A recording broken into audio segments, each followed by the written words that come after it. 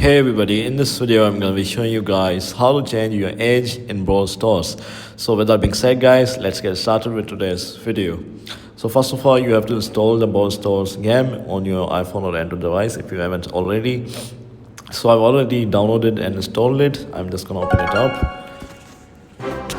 And I'm just going to wait for it to load.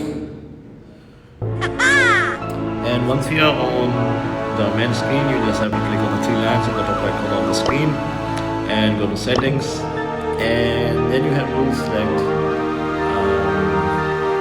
help and support. And once you are on this